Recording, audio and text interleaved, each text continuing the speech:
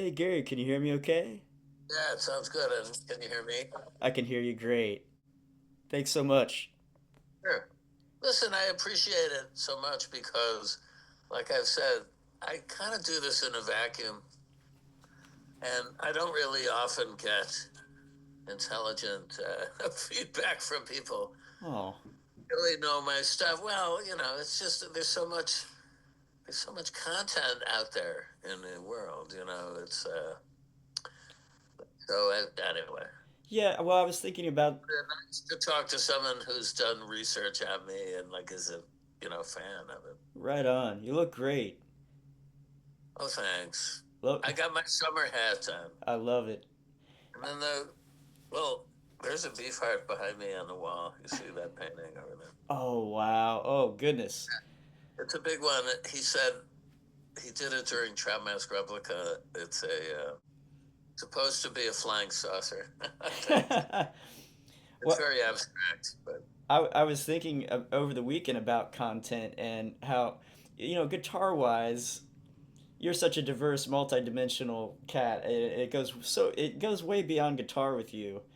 But as far as guitar is concerned on YouTube, I feel there's a surplus of stuff on the academic side and technique, which you have loads of all that, but you also I think it's rare or there needs to be more of a balance with the magic or the spiritual side of making music oh and yeah, and I agree. the alchemy of it all. And so thanks for being a voice for all of that. Yeah, I try to integrate everything. I want to thank you because I'm going to look into Robert Ward. I got the links you sent me. Oh, great. I just haven't gotten around to doing it, but I bet I'm going to like it because I'm kind of partial to obscure R&B and blues and artists. I know that name, I'm pretty sure, but I don't know Yeah, if I've any of these tracks. So I look forward to checking them out. Yeah, he was Dry Branch, Georgia, and he moved to Dayton and made a lot of noise around Dayton, Ohio. Uh, Right. and he formed what became the Ohio Players, but he wasn't in the Ohio Players. Oh, okay. Well, Eh, yeah, I love Yeah, that. yeah. My former bass player is from Dayton, Oh, Jared Nickerson. oh, wow. Yeah, and so I bet he's heard of him. But Jared Yes, he's sort of the custodian of burnt sugar, what's left of him, and wow. Yeah, I mean Southwest Ohio has a lot of funk and King Records and great blues and rock and roll guided by voices. Pretty right. deep history, but uh, Yeah. yeah, we Ohio in general, like I know the well, I met him, Devo and yeah. Paraboo and who else? The, oh, Chrissy Hind. Yeah. Oh yeah. Yeah.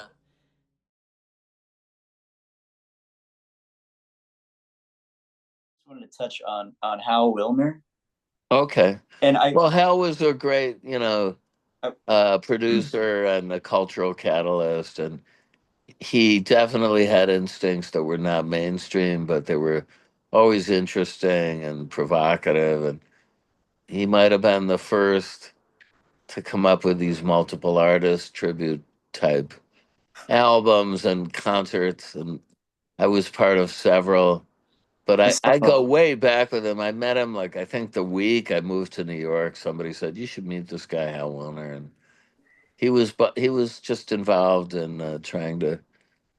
I don't know. He was looking for. I don't think he had a fixed job then, He but seemed he like was. the essence of the village to me. I never had the chance to meet him or speak with him. Yeah, well, he was certainly prominent in the East Village. He lived over there for a while, but he was. I think when I met him, he was on the Upper West with in some sort of apartment with Courtney Love was a roommate for a while and some other people.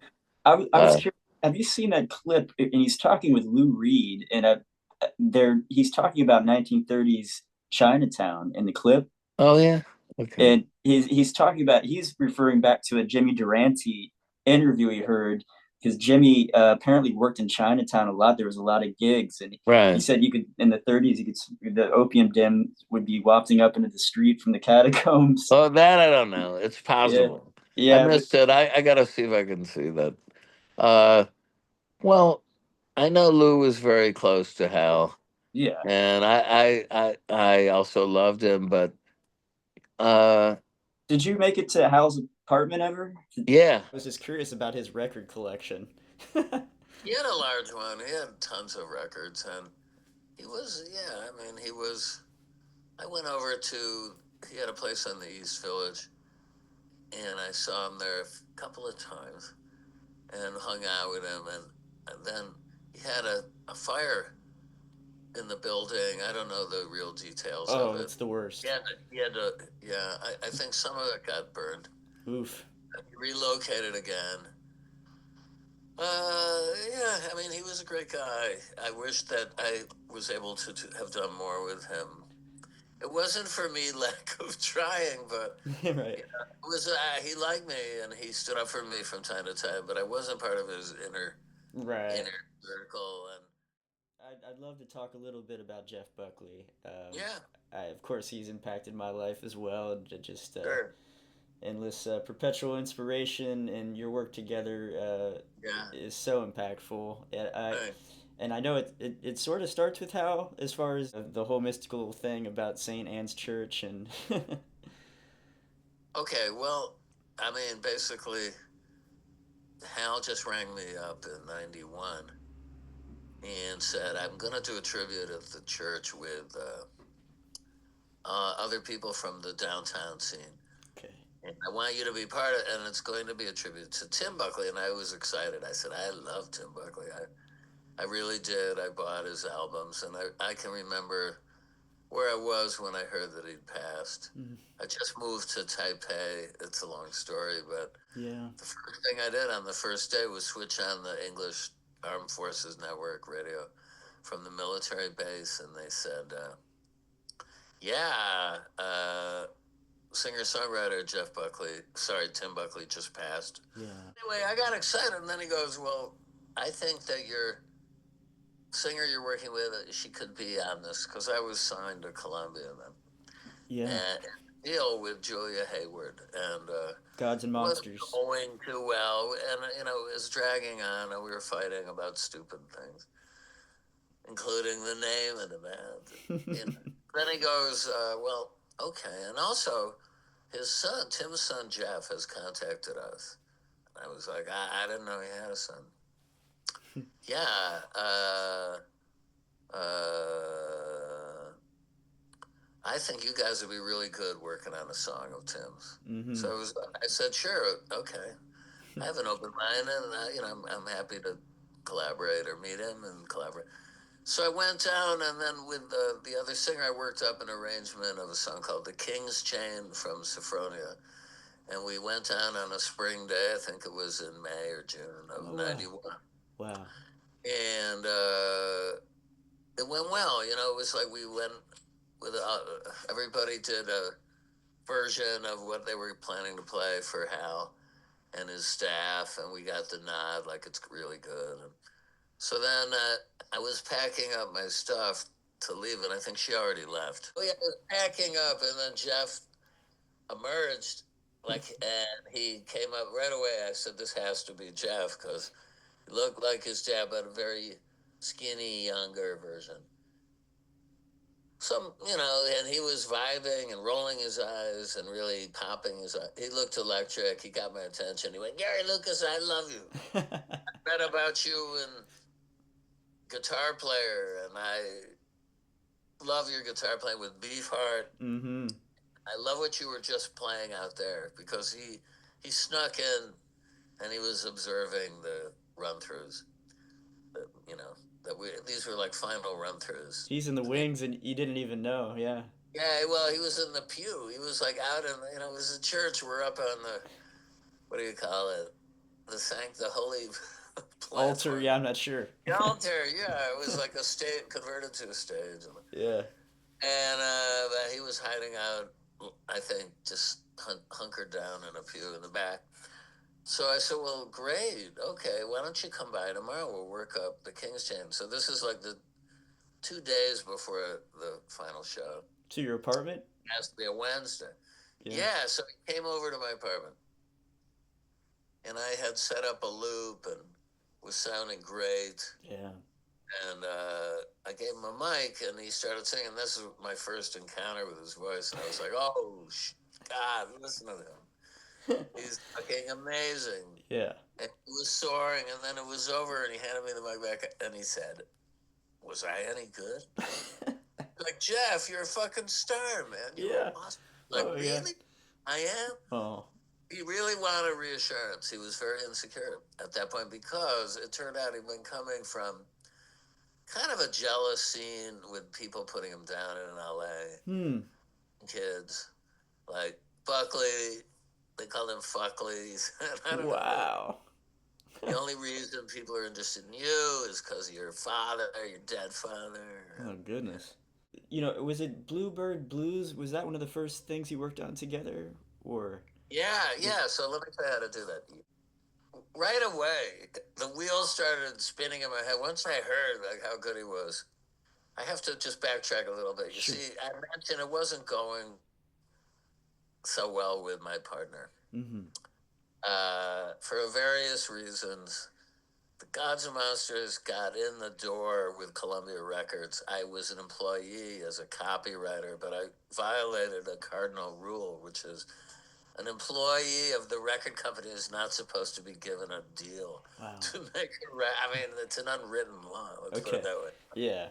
I had an art guy who loved my work, Rick Chertoff, and he had done Cyndi Lauper, She's So Unusual, and the Hooters. He was a hits guy, Right. but he loved Beef already. So he came down and scouted me, as did Elektra Records, and then there was a little bidding war. So I went with the devil I knew, which was a big mistake in retrospect. But anyway, that's what they say. You know, the old saying goes, Yeah. you should, work with the devil you know rather than Right. the devil you don't. So he said, at that point, that group, Gods and Monsters, was a Mark III version with two singers, not just Julia Hayward, but Matthew Sweet Mm-hmm. in between deals, and a rapper and a scratcher named K Rob at Cameo. And how many bassists were there? Well, one bassist, Jared Nickerson, and I think who at that point the drummer was when we got signed, maybe it was Tony Thundersmith. Anyway, it was really good. Yeah. I think it was 7 in all. It was like a 3-ring That's a circus. big band. Yeah, totally impractical. So when Rick said, I'm interested in signing it, but I think it should just be you and the female, because I've had a lot of success with, as you know, with people like Cyndi Lauper. Right.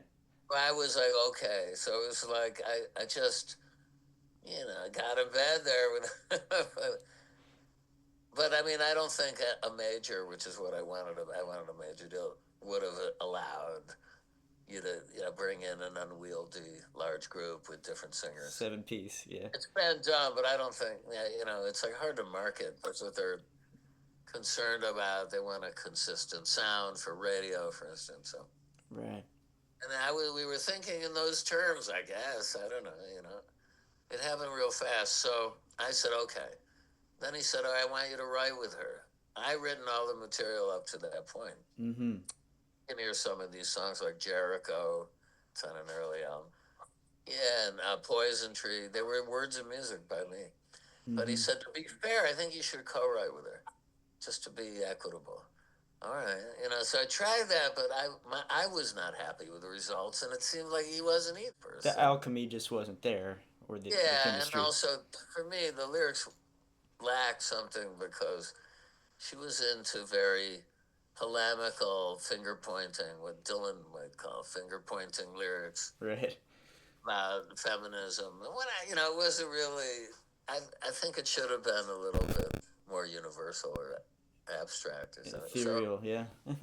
All right. Yeah. Then I met Jeff, and I'm like, oh, because I've been having thoughts like, gee, I really wish I had a guy in there. Let's do a super Led Zeppelin. I want to do that. Doors. So I take him to lunch, like right after that we do this version of his father's song. Wow. Oh. White Horse Tavern. I think he's got a line, my white horses flow. Wow. And, Oh my God. yeah. Yeah. In Mojo Pin. Not sure. It could have been a heroin reference too. Right. Yeah, or the Anyway, Southern Funeral Procession. Yeah. who are your favorite bands? And he said Led Zeppelin, the Smiths, and the Doors. And I'm like, oh, I love them. And then he said, I love the name Gods and Monsters. So it's like you're in the band.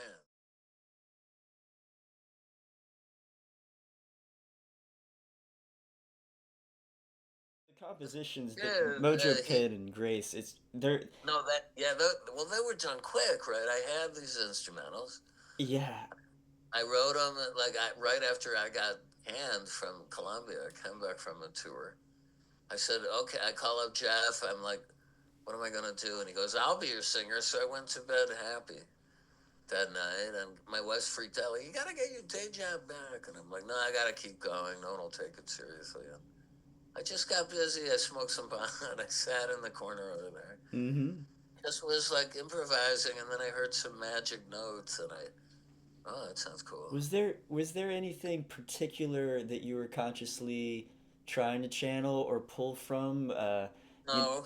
no, I just wanted, the only mandate was we had agreed at this meeting after after the Bluebird Blues day when we wrote that one, rehearsing the King's Chant.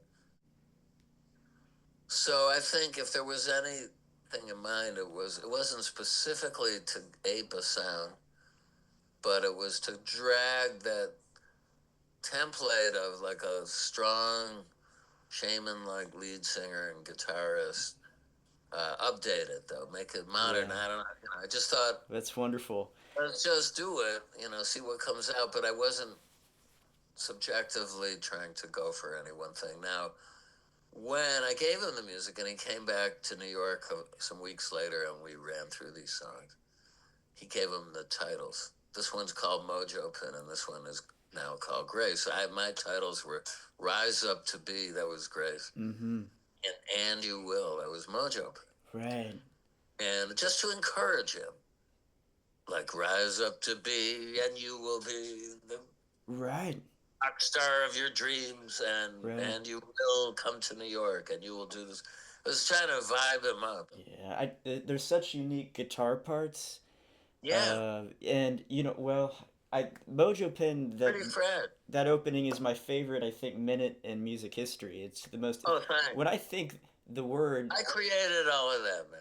That that was the very first thing. That drone that and the ethereal. harmonics, and then the riffs coming in, and then he put his voice. That ooh. I have the demo. That's right off the studio demo. Were you That never came out, the studio demo, but those high speed swimming Yeah, I amoebas? know. It's a unique thing of my delays. I have these old electro harmonics, 16-second delay. And then you can do this like speeding up and slowing down. So, It harkens back to Les Paul almost with his pulverizer. yeah, well, you know more about it than me, but they're just great. It's just like taking a tape recorder and recording it and then going nuts with a very speed. That was probably my main gear question. Is that electric harmonics? Yeah, no, I had two of them. I think, and I had a Digitech 8-second delay. So the drone was the ooh, that was the Digitech Oh, at the 8-second point. wow. And I also had a pitch shifter delay with a volume pedal. I have a setting that gives me the sort of violin tone oozing, the ooze Are you still tone. using that smorgasbord for the live scoring? Yeah. Great. Well, some different pedals, but yeah, essentially, but much stripped down. Like 23 of them. In the old days, I had 23 fucking I pedals. love it. I had a table when I'd be up live and a Yeah. wet down here. No, Oh, now I actually bit the bullet and bought a pedal board, and so I've got it much more compressed. I think there's only 8 pedals. oh, Maybe that's I'll great. plug a ninth in. Yeah, that essentially gives me everything I need to do those things. I'm gonna backtrack for a second because this might be a wild segue. I saw somewhere that you worked with or knew Arthur Russell. Yeah, What took me there was the thinking about effects pedals used yeah, unconventionally. And I know he would run his cello through echo and fuzz, and I was just curious if that had any influence on you. yeah. Arthur, yes, he used a lot of effects. He was not my inspiration on it. I'd say I was more. I did a record with Bill Frisell and Tim Byrne I didn't know that. and Wow. Alex Klein. Yeah, called Fulton Street Mall. Oh man. Bill had an electro harmonics, and I heard, whoa, I gotta like see what that's about. So he was inspiration there. Oh wow. Now, I have three of them. They don't make them. If you, ever find one in a music store, they're going at least 5 grand. I confess, I looked it up this week, and it's not happening anytime soon for me. I do have the Line Oh, 6 DL4, which kind of channels a little bit of, oh yeah, the high speed thing. And cool. I'm not sure what. Somebody told me Adrian Ballou. hmm, he's from here. That, okay, well, he tried to pull out every to take everyone he could find off the market. Whether that's true or not, I don't know. He But took that's some of my hearing about a year ago.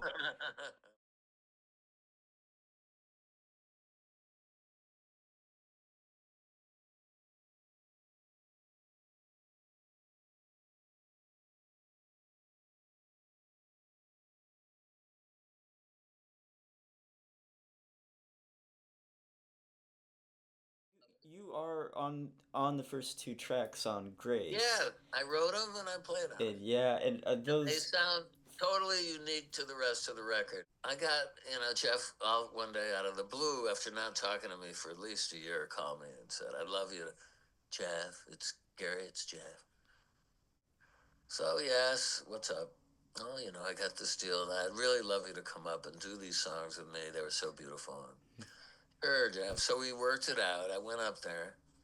He was under pressure, but he was in a good mood, and I saw him, I think, do the Mojo Pin vocal, and I played guitar.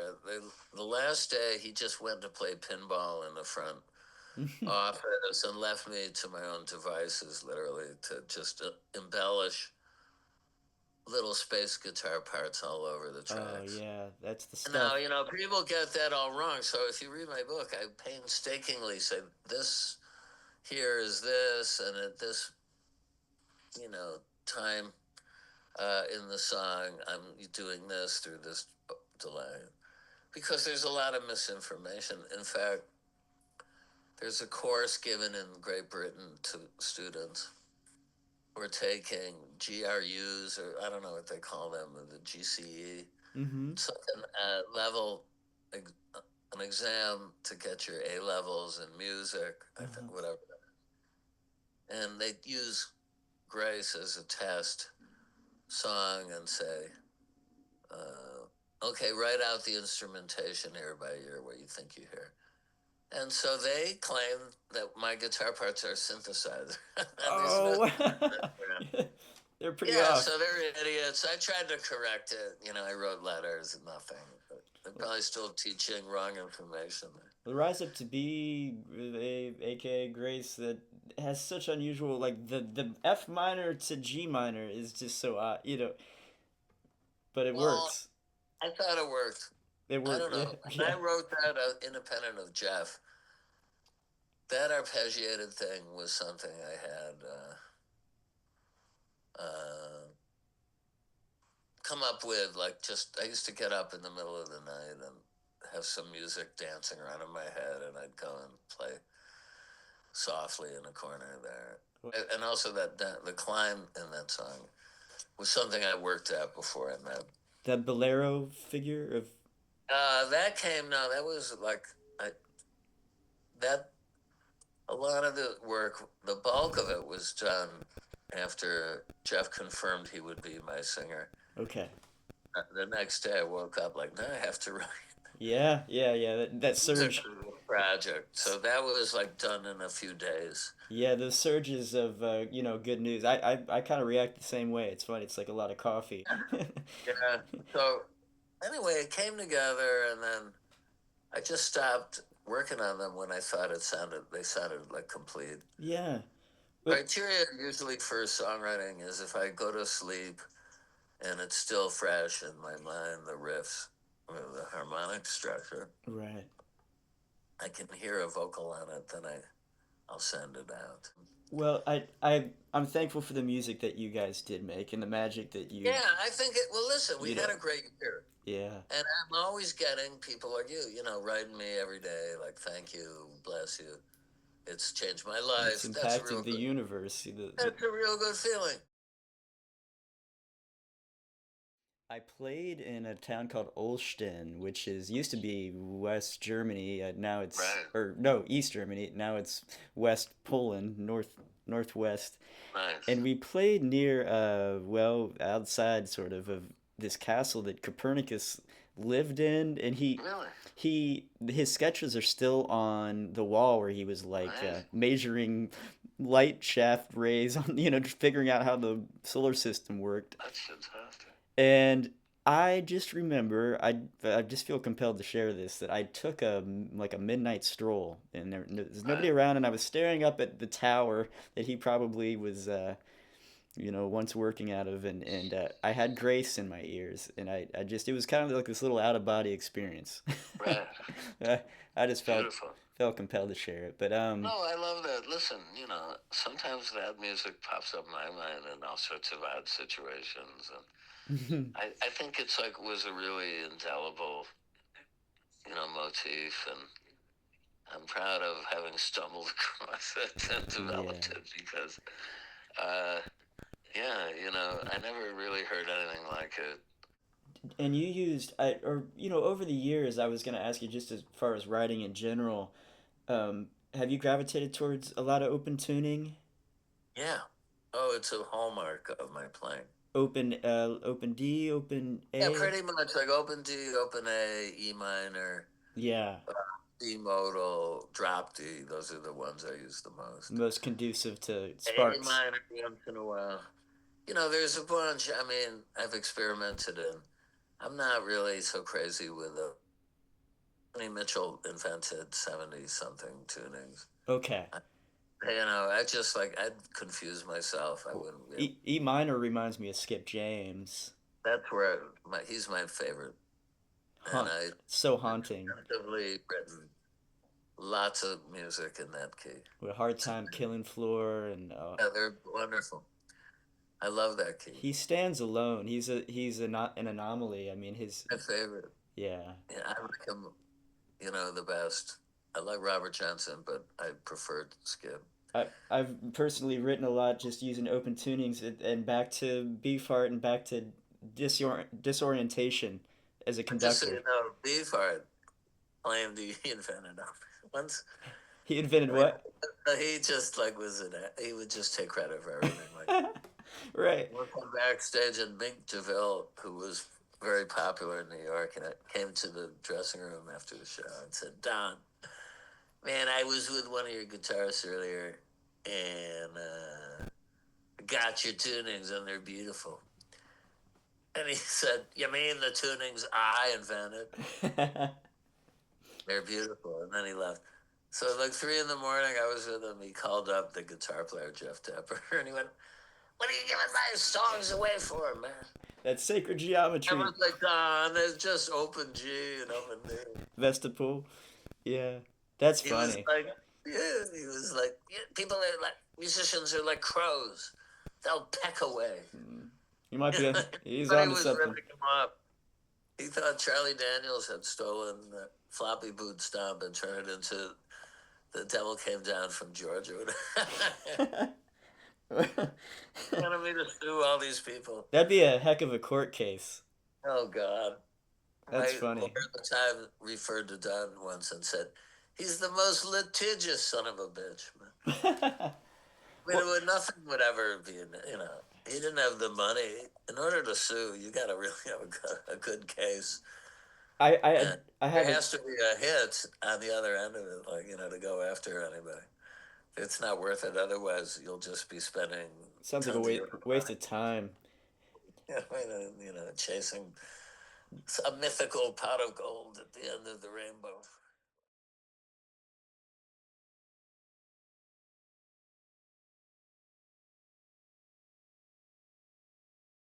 I wanted to just backtrack one more time back to a little bit and you've told the story about Leonard Bernstein and working with him. but I had Yeah. a specific question. Uh, he complimented you on, I think, a chord. No, I No, did a solo. I open the mass. If you hear any recording, it opens with a big chord I haven't found it. right No, on the neck. Twang. I don't know what the chord is. I don't that was remember. the $1 million question. What was the chord? Yeah, I don't know. It was a. It could have been a major chord, but it was like played way high on the neck. I don't know. Maybe it had a few more notes in it. I had the music, so I worked it out, and I could play it. It sounded good. Wow. Was complimenting me on was there was a song. I think it was called "I Don't Know," which is sort of a doomy minor key blues. It lurches from key to key. It's like a Tom Waits song almost. Oh, wow. Not exactly, but I'm trying to think of it. Or it's a little bit on the Kurt Weill side. You know, he was a genius. I mean, his bluesy writing, the West Side Story score, for instance. It's like great hipster music. So very jazzy and bluesy. Little Henry Mancini, maybe touches. I love that kind of, Beefheart had that too a little bit. I learned about Mahler through Bernstein. Oh, me too. Me too. Eh, Yeah, I love him. But the getting back to this as well, it's fresh. There was a section because the song is sung by couple of different protagonists who are like fucked up young people, and they're basically saying, "I don't know what I feel, I can't show. What I show isn't real. Why I don't know." It's like the anxiety, the general anomic angst of the world, existential angst of modern day men and women, and the failure to communicate. That's what it was about. it, That's what it was it'd be a about. good time to. And musically, yeah, I mean, he was doing that, because it was like really kind of, but there was some like rock guitar bluesy wailing. I was allowed to improvise for maybe 16 bars. So he dug jazz and So when blues. I said I was playing that, what did you do when I met him? I said, well, I was doing that, in that song. And he went, man, you were really wailing. You heard Wow. it. So he loved it, I guess, unless he was just lying. But I'd like to think he knew, he had great ears. Yeah. But he was nice, and I got a chance to talk and tell him how great he was and how much he had meant to me growing up. Because, right, I learned about Mahler, I learned about Charles Ives. Those young people's concerts were fantastic. Yeah. He was Oh, a great educator. He was just instilled a joy of music. That was yeah. his Yeah, you hit joy me of, to that book. I listened to an interview where you mentioned the joy of music. yeah. So, well, I found a copy in the archive of Austrian national TV, Wow. air broadcast. So I made a copy, but I outside of maybe one shot of my hands or something, they didn't linger on me. I mean, there was one or two pictures of me playing it. I've posted. I've dug up. All right. Well, here's some Robert Picardo. Leonard. That- I mean, it is up there. Somebody's put it up. I didn't even know this 4 years ago. oh, wow. Okay, so yeah, you can see it. Just Great. type Yale Symphony Orchestra Mass. Oh, how cool. The That is whole some thing cool is news. there. Yeah.